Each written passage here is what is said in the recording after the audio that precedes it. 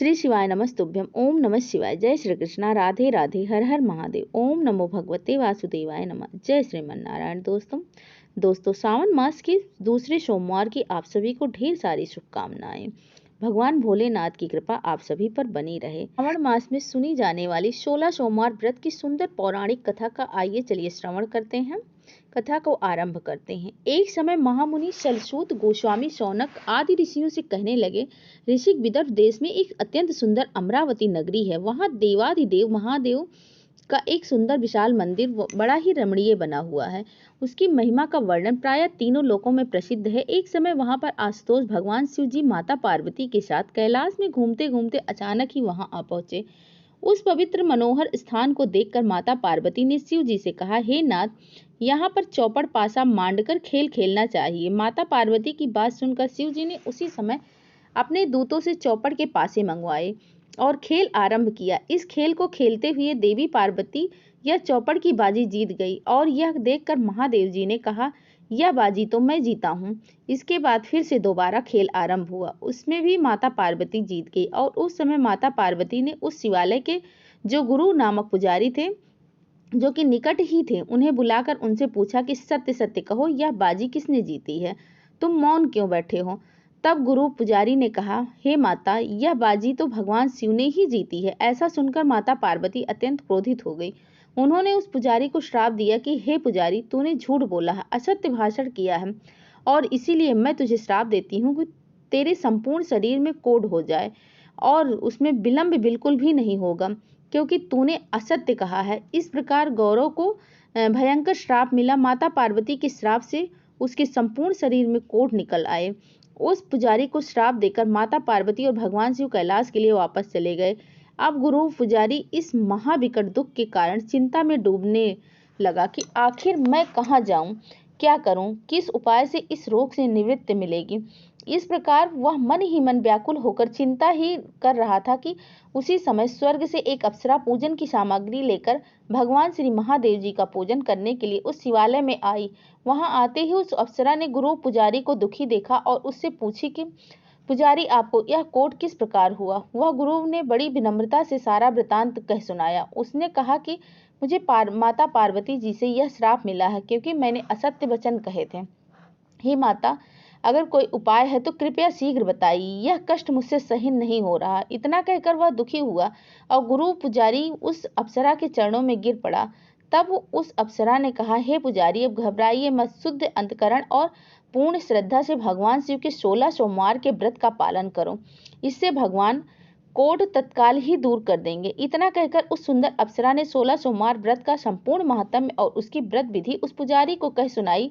उसने यह भी कहा कि गुरु सोमवार के दिन संपूर्ण दिन निराहार रहना और फिर संध्या के समय में प्रदोष के समय माता पार्वती सहित शिव जी का पूजन करना, शास्त्रोक्त विधि विधान से, षोडश उपचार से और पंचाक्षर मंत्र ओम नमः शिवाय, इस महामंत्र का अधिक से अधिक जाप करना, भगवान शिव की कथा का श्रवण करना और कीर्तन भी करना। उसके बाद आधा सेर पका हुआ गेहूं का आटा लेकर बिना नमक के ही 3 रोटी बनाए, अग्नि पर उसे सेकें और उसमें घी गुड़ मिलाएं और चूरमा तैयार करें। उस चूरमे के 3 भाग बनाएं, प्रत्येक में बेलपत्र छोड़कर श्रद्धा भक्ति के साथ भगवान श्री भवानी शंकर को नैवेद्य समर्पित करें। इसके बाद पहला भाग शिव जी को अर्पित करें, दूसरा भाग ब्रह्मचारिणी बालक को ही प्रसाद रूप में दें, तीसरा भाग व्रतकर्ता स्वयं प्रसाद रूप में ग्रहण करें। इस प्रकार बिना खंडित किए 16 सोमवार का व्रत आचरण करना चाहिए और इस व्रत को संपूर्ण निष्ठा और प्रेम भाव से करना। जब 17वां सोमवार आएगा तो उस शुभ दिन इस महाव्रत का उद्यापन करना। इस व्रत का अपने परिवार के साथ मिलकर विधि पूर्वक यथाशक्ति उद्यापन अवश्य करना चाहिए और उस समय में 5 सेर गेहूं का आटा लेकर बिना नमक के ही रोटी बनाएं, अग्नि पर सेक कर फिर से घी और गुड़ मिलाकर उसमें चूरमा बनाएं। पूजन हवन आदि की संपूर्ण सामग्री लेकर शिवालय में जाएं, पत्नी के साथ शास्त्रोक्त विधि से उद्यापन का कार्य आरंभ करें और उसके लिए सबसे पहले पूजन करें, अभिषेक करें, हवन कथा आदि करके उस चूरमा के 3 भाग को बनाकर नैवेद्य आशुतोष भगवान शिव को समर्पित करें। उसका प्रथम भाग तो भगवान शिव को ही समर्पित करें, दूसरा भाग मंदिर में प्रसाद बंटवाएं और तीसरा भाग अपने घर पर लाकर सब परिवार प्रसाद ग्रहण करें। इस प्रकार 16 सोमवार व्रत की विधि बताकर अप्सरा ने कहा, हे गुरु, आप निश्चित ही श्रद्धा पूर्वक इस सर्वोत्तम व्रत को धारण कीजिए। भगवान शिव की कृपा से आपका संपूर्ण कुष्ठ रोग चला जाएगा और यह सत्य वचन है। इतना कहकर वह अप्सरा भगवान शिव का पूजन करके स्वर्ग लोक में चली गई। तत्पश्चात उस गुरु पुजारी ने सत्य अंतकरण और श्रद्धा भक्ति से यह व्रत धारण किया। व्रत समाप्त होते ही उस गुरु पुजारी का कुष्ठ रोग तुरंत ही दूर हो गया। उसका शरीर पहले के जैसे निर्मल और स्वच्छ बन गया। और यही है उस 16 सोमवार व्रत की महानता। कुछ दिनों बाद शिव पार्वती कैलाश से घूमते ही मृत्यु लोक में फिर से आ पहुंचे और उसी शिवालय के पास पधारे। वहां पर गुरु को पहले ही जैसा देखा, माता पार्वती को आश्चर्य हुआ। उस गुरु पुजारी को दिया हुआ श्राप उन्हें याद आया। तब आश्चर्य के साथ माता पार्वती ने पूछा, हे गुरु, तेरा कुष्ठ रोग किस विधि से, किस उपाय से दूर हुआ है? तब गुरु पुजारी हाथ जोड़कर माता पार्वती के चरणों में गिर पड़ा और उनसे कहने लगा, हे माता, मैंने कैलाशवासी भगवान शंकर का ध्यान करके 16 सोमवार मन से व्रत धारण किया। उन्हीं भवानी शंकर की पूर्ण कृपा से मेरी यह संपूर्ण कष्ट दूर हुआ है। उन प्रभु की लीला अनंत है, अपरंपार है। ऐसा कहकर गदगद वाणी से उस गुरु पुजारी ने माता पार्वती को उस संपूर्ण व्रत का वृतांत कह सुनाया। इस प्रकार गुरु पुजारी के मुख से व्रत की विधि सुनकर माता पार्वती अत्यंत विस्मित हुई। वे मन ही मन सोचने लगी कि इस व्रत की महिमा तो बड़ी चमत्कारी है। इस व्रत को विधि विधान के साथ प्रेम पूर्वक मैं भी धारण करूंगी, क्योंकि मेरा पुत्र स्वामी कार्तिक मुझसे रुष्ट होकर अकेला ही वन में चला गया है। उसे वापस शीघ्र बुलाने की कामना से माता पार्वती ने यह व्रत धारण किया। व्रत के समाप्त होते ही वन में रहने वाले स्वामी कार्तिकेय के मन में विचार आया कि माता से क्रोध करना ठीक नहीं है। ऐसा निश्चय करके उसी समय वह वन से वापस आकर माता के चरणों में साष्टांग दंडवत प्रणाम करके इस प्रकार कहने लगा, हे माता, आपके पास आने का मेरा बिल्कुल भी मन नहीं था। एक क्षण भी मैं नहीं आना चाहता था, लेकिन आज अचानक ही मेरे अंतःकरण में ऐसा भाव उत्पन्न हुआ है कि मुझे माता जी के शुभ दर्शन शीघ्र ही करने चाहिए। इसीलिए हे माता, कृपया आप मुझे बताइए कि इसका क्या कारण है। आखिर ऐसा अचानक क्या हो गया? तब माता गिरिजा ने कहा कि मेरे श्रेष्ठ पुत्र, मैंने 16 सोमवार मन से व्रत किया था और यह उसी व्रत का प्रभाव है जो तेरे चित्त में मुझसे मिलने की सद्भावना उत्पन्न हुई है। इस प्रकार कार्तिकेय जी ने यह वृतांत सुना ही अच्छे से ध्यान पूर्वक सुना और कहा, हे मातेश्वरी, यह तादृश उत्तम व्रत मैं भी करना चाहता हूँ। कृपया मुझे भी इसकी आरंभ से अंत तक की विधि बताइए, क्योंकि मेरा एक परम प्रिय ब्राह्मण देव मित्र है। वह बहुत दिनों से मालूम नहीं है कहाँ चला गया। मुझे उससे मिलने की बड़ी उत्कंठा हो रही है। तब पार्वती जी ने व्रत की संपूर्ण विधि उन्हें बताई और फिर कार्तिकेय स्वामी ने भी विधिवत 16 सोमवार व्रत का आरंभ किया। व्रत के समाप्त होते ही उसी दिन एक सुंदर वन में घूमते हुए सहज ही कार्तिकेय जी को उनके परम मित्र ब्राह्मण देव आकाशमात ही भेंट हो गई। दोनों आपस में बड़े प्रेम से मिले, परस्पर कुशल क्षेम समाचार पूछा और फिर उस ब्राह्मण ने कहा कि हे मित्र, आपकी और मेरी अचानक ही रास्ते में भेंट कैसे हो गई? यह अत्यंत आश्चर्यजनक है। तब स्वामी कार्तिकेय जी ने कहा, हे भ्रात, मैंने एक अद्भुत 16 सोमवार के मन से व्रत किया था। यह उसी व्रत की महिमा का फल है। हमारी अचानक से भेंट हुई है। यह सुनकर वह मित्र मन ही मन सोचने लगा कि यह तो सचमुच बड़ा ही अद्भुत व्रत है। उसने अपने मित्र कार्तिकेय स्वामी से कहा, हे सखे, मेरी इच्छा श्रेष्ठ विवाह करने की है, इसीलिए कृपया मुझे भी इस व्रत का संपूर्ण विधि बताओ। यह सुनकर स्वामी कार्तिकेय ने अपने परम मित्र को जो उस 16 सोमवार व्रत की विधि बताई। उस मित्र ने संपूर्ण श्रद्धा और भक्ति भाव से उस व्रत को करना आरंभ किया और फिर वे देश देशांतरों में घूमने लगे। व्रत पूर्ण होते ही घूमते हुए एक दिन वह ब्राह्मण मार्ग में एक सुंदर नगर में आ पहुंचा। उसकी अपूर्व दिव्य शोभा को देखकर विश्राम के लिए कुछ देर वहीं ठहर गया। उस नगर के राजा धर्म धुरंधर थे। उनकी एक कन्या संपूर्ण गुणों से युक्तशील और बड़ी सुंदर थी। उस समय राजा ने उस कन्या का स्वयंवर महोत्सव धूमधाम से रचाया हुआ था। वहां अनेक देशों के राजकुमार और 18 वर्ण असंख्य जन आकर इकट्ठे हुए थे। उसी स्वयंवर को देखते हुए ब्राह्मण भी वहां आ पहुंचा। उस स्वयंवर में राजा ने एक सुंदर हथिनी को सारा श्रृंगार करवाकर उसके सूंड में एक जयमाला देकर सभा में छोड़ दिया और वह हथिनी फिरती फिरती वहां पर आई जहां वह ब्राह्मण खड़ा था। उसने आते ही ब्राह्मण के गले में वह जयमाला डाल दी। और उसे अपने सिर पर बिठा लिया। राजा ने यह देखकर बड़ा आनंद मनाया, प्रसन्नता के साथ कन्या का विवाह संस्कार करवाया और अतुल धान्य आभूषण इत्यादि देकर उन दोनों के रहने के लिए एक निराला सुंदर भवन भी दे दिया। और इस प्रकार ब्राह्मण सुंदर राजकन्या को प्राप्त करके सुख से जीवन व्यतीत करने लगी। एक दिन वह राजकुमारी अपने पति देव से पूछने लगी कि हे प्राणनाथ, आपने कौन सा ऐसा भारी पुण्य किया था जिसके प्रताप से आपको प्राप्त हुआ है। यह सुनकर वह ब्राह्मण कहने लगा कि प्रिय, मैंने आशुतोष भगवान शंकर का ध्यान लगाकर 16 सोमवार मन से व्रत धारण किया था। उसी महाव्रत के प्रभाव से आप मुझे पत्नी रूप में प्राप्त हुई हैं। यह सुनकर राजकुमारी आश्चर्य करने लगी और कई बार धन्य धन्य है ऐसा कहकर अपने पति से कहने लगी, यह व्रत तो तादृश फल देने वाला होता है और बड़ा ही चमत्कारी है। मैं भी इस व्रत को हार्दिक श्रद्धा और भक्ति से पालन करूंगी। मैं एक चिरंजीवी पुत्र की कामना करती हूँ। इतना कहकर उस राजपुत्री ने यह व्रत करना आरंभ कर दिया। व्रत के पूर्ण होते ही कुछ ही दिनों के बाद अंदर राजकुमारी को भूत भगवान शंकर की असीम कृपा से 100 वर्ष की उम्र वाला सुशील, ज्ञानी, पुण्यशील, प्रतापवान और माता पिता की सेवा करने वाला आज्ञाकारी सुंदर पुत्र प्राप्त हुआ। वे दोनों ही पति पत्नी मन ही मन इस शिव महाव्रत की महिमा का वर्णन करते हुए और पुत्र को देखते हुए बड़े हर्षित होते हैं। इस प्रकार जब उस ब्राह्मण का पुत्र कुछ बड़ा हुआ तो थोड़े ही दिनों में अभ्यास करके संपूर्ण ज्ञान में निपुण हो गया। एक दिन विनय पूर्वक हाथ जोड़कर माता से प्रश्न करने लगा, हे माता, मैं सकल गुण संपन्न आपको कौन से पुण्य तप के प्रताप से प्राप्त हुआ हूँ।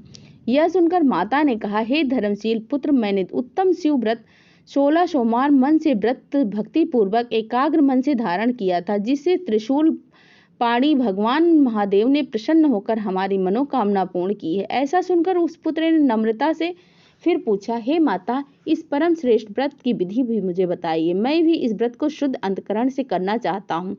मेरी इच्छा दुखों से रहित होकर विशाल राज प्राप्त करने की है। तब माता ने 16 सोमवार व्रत संपूर्ण विधि अपने प्रिय पुत्र को कह सुनाई और उसके बाद उस पुत्र ने भी इस व्रत को यथा विधि करना आरंभ कर दिया। व्रत अभी पूर्ण भी नहीं होने पाया था कि एक विशाल देश के राजा, जिनकी बिल्कुल भी वृद्धावस्था हो चुकी थी, उसका कोई पुत्र नहीं था, मात्र एक कन्या संतान थी। उस समय राजा ने सारे राज्य भर में यह घोषणा करा दी थी कि मैं राज्य सहित अपनी कन्या स्वयंवर द्वारा प्रदान करूंगा। यह सुनकर विप्र भी वहां गया और स्वयंवर में कैलाश निवासी भगवान शंकर की कृपा से उस राजकन्या ने सर्वगुण संपन्न उस ब्राह्मण पुत्र को चुना। राजा ने श्रेष्ठ वेदोक्त विधि से कन्या का विवाह संस्कार करवाया और राज्य के संपूर्ण अधिकार राज्य सहित उस ब्राह्मण पुत्र को प्रदान किया और स्वयं वन में तप करने के लिए चले गए। इधर ब्राह्मण राजा व्रत के प्रभाव से अपनी धर्मपत्नी रानी के साथ अनेकों सुख भोगते हुए नीति पूर्वक राज कर रहे थे। उसी समय जब व्रत पूर्ण होने में आया और 17वां सोमवार आकर प्राप्त हुआ तो उस दिन राजा ने अपनी प्रियतमा रानी से सब सामग्री लेकर 5 सेर गेहूं का आटा चूरमा बनाकर उसके बराबर 3 भाग करके भगवान के मंदिर में चलने के लिए कहा।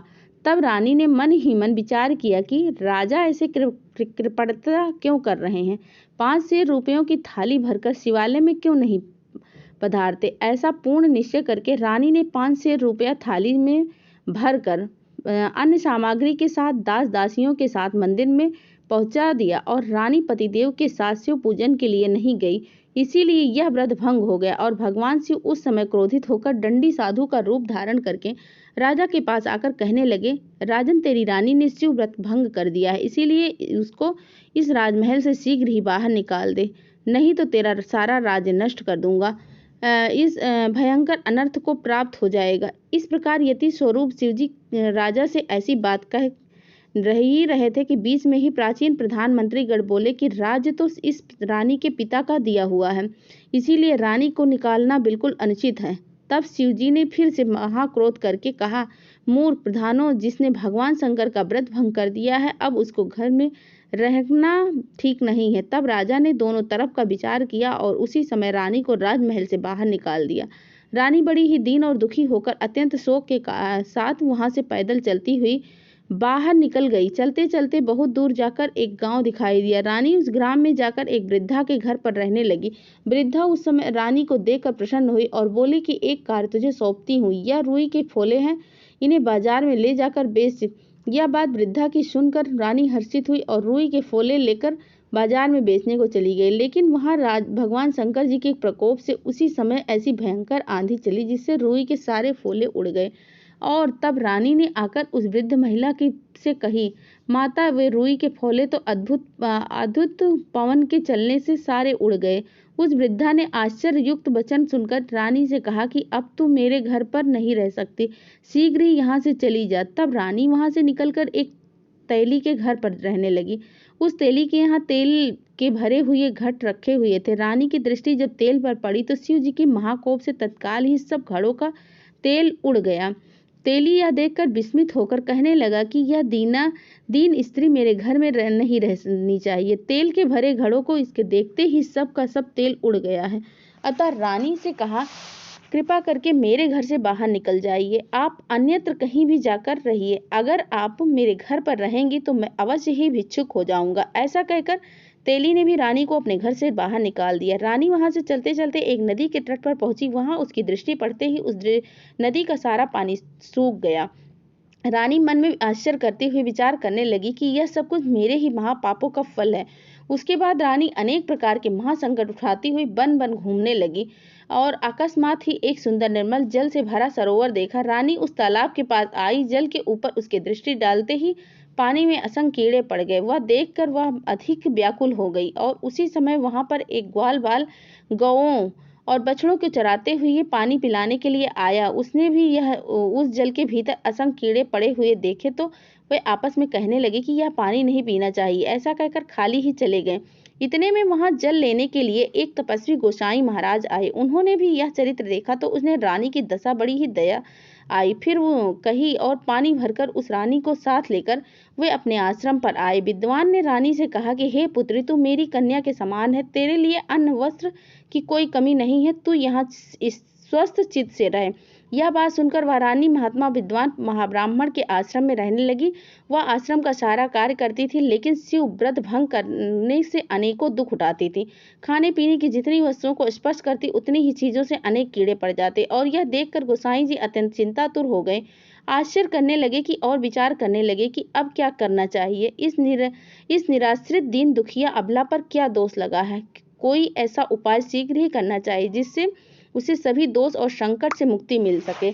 इस प्रकार पूर्ण निश्चय करके गोसाई महाराज ने उसी समय भगवान शंकर का उग्र तप करना आरंभ कर दिया। उसके कुछ ही समय में भोलेनाथ प्रसन्न हुए, प्रत्यक्ष रूप से प्रकट होकर कहे कि जो आपके अंतकरण में हो वह वर मांगिए। तब गोसाई जी चरणों में गिरकर हाथ जोड़कर प्रार्थना करने लगे कि हे भगवान, इस भाग्यहीन अबला पर क्या दोष लगा है और उससे यह कैसे छुटकारा पा सकेगी, कृपा करके मुझे बताए। तब दीन दयालु भगवान शिव ने कहा कि तपस्विनी, इस रानी ने मेरे 16 सोमवार मन से व्रत का भंग किया है और इसी महादोष से इसे अनेकों कष्ट संकट प्राप्त हो रहे हैं। ऐसी विकट दशा प्राप्त हुई है। अगर यह रानी हार्दिक भाव भक्ति के साथ मेरे परम प्रिय 16 सोमवार मन से व्रत धारण करेगी, यथाविधि अखंड आचरण करती है, तो व्रत समाप्त होने पर संपूर्ण दोष और दुखों से छूट जाएगी। स्वयं उसका पति भी उसे ढूंढता हुआ आकर उसे शीघ्र ले जाएगा। पहले की ही तरह अतुलनीय सुख और सौभाग्य प्राप्त करेगी। इस प्रकार वरदान देकर शिव जी कैलाश धाम में चले गए। उसके बाद गोसाई महाराज ने उस रानी से इस 16 सोमवार व्रत को करने के लिए कहा और रानी ने पूर्ण श्रद्धा और भक्ति भाव से इस व्रत को धारण किया। इस महाव्रत के पूर्ण होते ही रानी के सारे संकट दूर हो गए और इस व्रत के पुण्य प्रताप से कई दिनों से राजा एक दिन अपने मन में विचार करने लगे कि रानी की खोज कहीं करवानी चाहिए। ऐसा निश्चय करते हुए तुरंत दूतों को बुलाकर रानी को ढूंढने के लिए चारों दिशाओं में भेजा। ढूंढते हुए उस स्थान पर आ गए जहां पर रानी गोसाई जी के आश्रम में रहती थी। रानी और दूतों की परस्पर पहचान हुई। फिर दूतों ने जाकर रानी के संपूर्ण शुभ वृतांत को राजा से कह सुनाया। दूतों से यह संवाद सुनकर राजा अत्यंत प्रसन्न हुए। प्रधानमंत्री के साथ उस वन में आकर गोसाई महाराज से मिले और रानी को अपने साथ लेकर चलने को तैयार हुए। उस समय राजा ने गोसाई जी को वस्त्र आदि भेंट की, नम्रता से प्रार्थना करके क्षमा याचना की। तब गोसाई जी ने राजा से कहा, हे राजन, मैंने आज तक इस रानी को अपनी कन्या के समान रखकर पालन किया है। अब इसका पालन कीजिए। और इतना कहकर प्रेम अश्रु छलकाकर गदगद होते हुए उस समय राजा और रानी ने गोसाई जी महाराज के चरणों में साष्टांग प्रणाम किया और फिर रानी अपने राजा के साथ रथ में बैठकर अपने नगर को वापस आई। राजा और रानी के आते ही राजभवन में अनेक प्रकार के बाजे बजने लगे, मंगल नृत्य गान होने लगा और एक महोत्सव का आयोजन हुआ। उसी समय ब्राह्मणों को भोजन, दान दक्षिणा, अतिथि याचकों को मनचाहा अनेक प्रकार का दान दिया गया और इस प्रकार राजा रानी की भेंट होने पर सभी प्रजा को बड़ा हर्ष हुआ और फिर राजा निष्कंटक धर्म और नीति पूर्वक राज्य करने लगा। इस कथा का समापन करते हुए सूत गोस्वामी ने कहा, हे ऋषियों, इस 16 सोमवार मनसा व्रत को पृथ्वी पर कोई भी व्यक्ति श्रद्धा भक्ति और यथा विधि से आचरण करता है तो उस पर भगवान शिव की विशेष कृपा होती है। भगवान शिव शीघ्र ही प्रसन्न होकर उसके जन्म जन्मांतरों के समस्त पाप दोष, दरिद्र, रोग और सभी संकटों का निवारण करते हैं। जो कोई भी मनोकामना पूर्ण आदर्श रहित इस व्रत को पूरा करेगा उसकी समस्त मनोकामना पूर्ण होगी और यह बिल्कुल सत्य है। हे श्रोताओं, इस शिव महाव्रत को हार्दिक भाव से अखंड धारण करने पर अतुल धन, पुत्र, धन, धान्य की प्राप्ति होती है, आरोग्य, आयु की वृद्धि होती है। और इस व्रत के इस कथा के अंत में सूत गोस्वामी जी कहते हैं कि हे ऋषिगणों, जो भी इस व्रत कथा का मात्र श्रद्धा पूर्वक श्रवण करता है, एकाग्रता पूर्वक इसे सुनता है अथवा सुनाता है, उस पर भी भगवान श्री उमा महेश सदैव प्रसन्न रहते हैं। श्री शिवाय नमस्तुभ्यम। ओम नमः शिवाय।